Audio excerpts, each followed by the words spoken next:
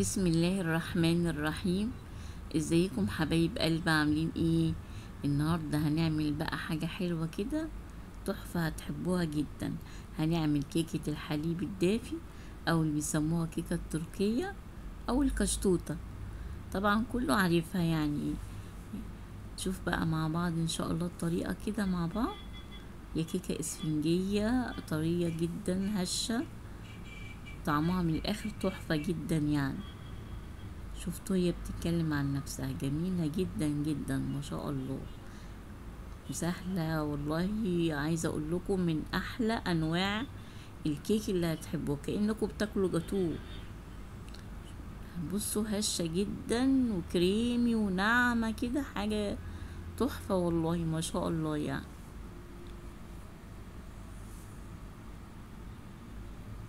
نشوف مع بعض الطريقة. معايا 4 بيضات، كوباية الا ربع دقيق، كوباية الا ربع سكر، معلقة كبيرة بيكنج باودر او كيس، ومعانا برضو كيس فانيليا.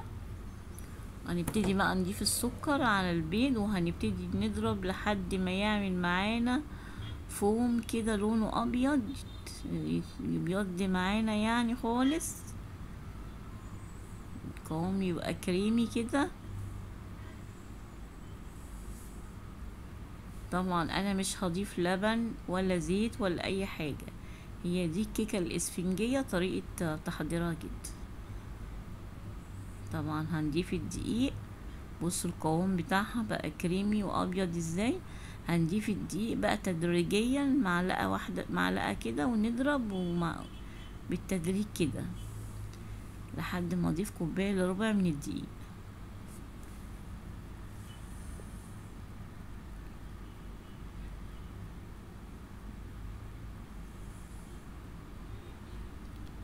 وبعدين هضيف معلقة من الخل، وهضيف البيكنج باودر،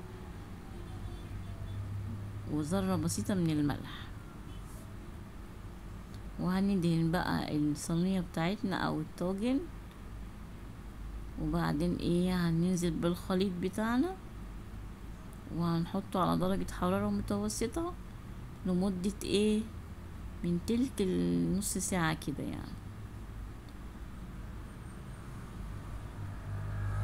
اللهم صل وسلم وبارك على سيدنا محمد وعلى اهله وصحبه وسلم.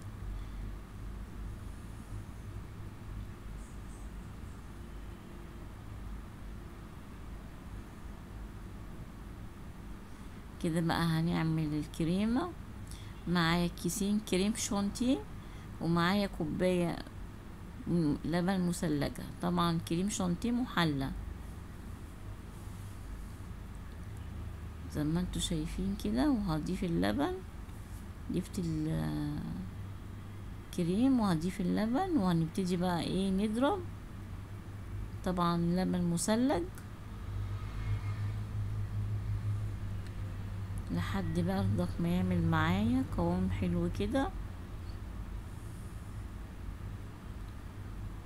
نفضل ننزل باللبن تدريجيا.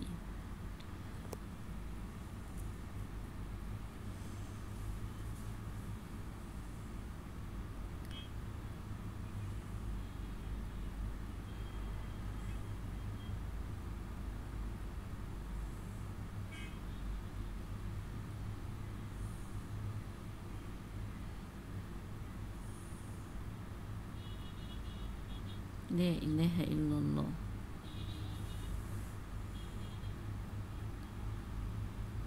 طبعا بقى ايه احطه في التلاجة شوية يتجمد معايا. وبعدين دلوقتي الكيك بتاعنا خرج من الفرن اهو ما شاء الله. وهنبتدي بقى نكرمل، هنعمل صوص الكراميل.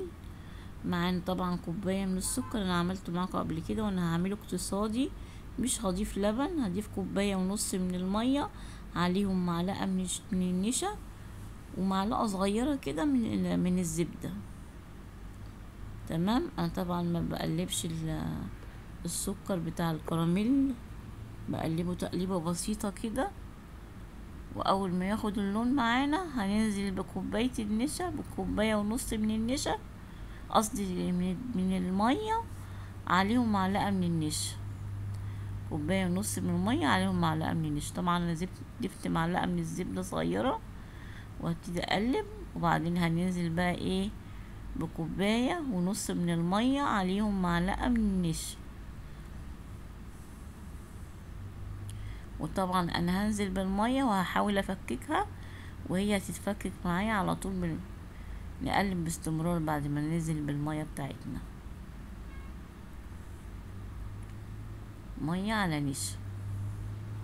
بصوا القوام بتاعه تحفة. اسيبه بقى يهدى كده شوية، تمام، في التلاجة يهدى شوية.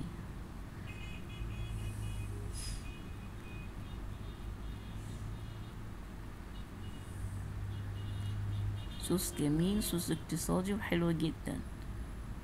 طبعا بقى هنبتدي ايه نخرم كده الكيك بتاعنا بسكينة رفيعة او عود خلة، وهننزل بكوبايتين من اللبن. طبعا انا مش هضيف لبن كتير لان انا عاملة الكيكة هشة، فبالتالي هتشرب بكمية اللبن اللي انا حطاها دي. وعايزة اقول لكم كانت الكمية مظبوطة جدا، يعني مش بكتر اللبن، تمام. لما بنزود اللبن بتيجي تطلعي نخرج بالخلطة بتاعت الكيك بيطلع دايب معانا، بنعرفش نتمالك واحنا ايه يعني بيدوب معانا. فما نزودش لبن زيادة عن اللزوم، في حدود المعقول يعني. فالمقدار ده اخد مني كوبايتين من اللبن. طبعا انا ضفت الكريم اللي انا شانتيه، وطبعا هبتدي بقى اسويه بالسباتلا.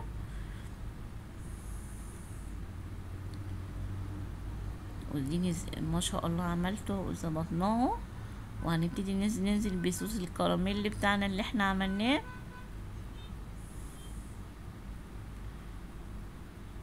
زي ما انتوا شايفين كده.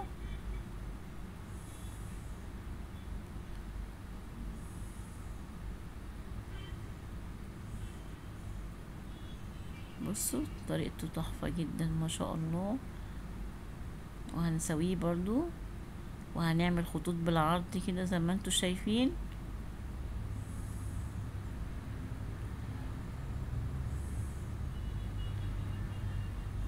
وبعدين بقى هنجيب عود خلة او سكينة رفيعة وهنعمل خطوط بالطول. انا عاملة خطوط بالعرض، هنبتدي نعمل خطوط بقى ايه بالسكينة كده، نعلم خطوط بالطول زي ما انتوا شايفين كده.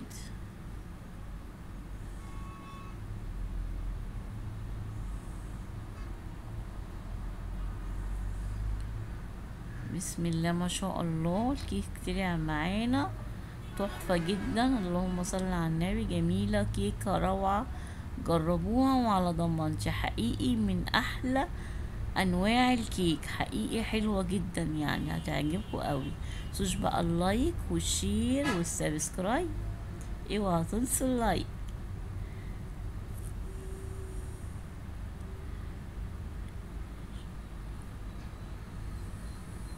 ما شاء الله. السلام عليكم ورحمة الله وبركاته.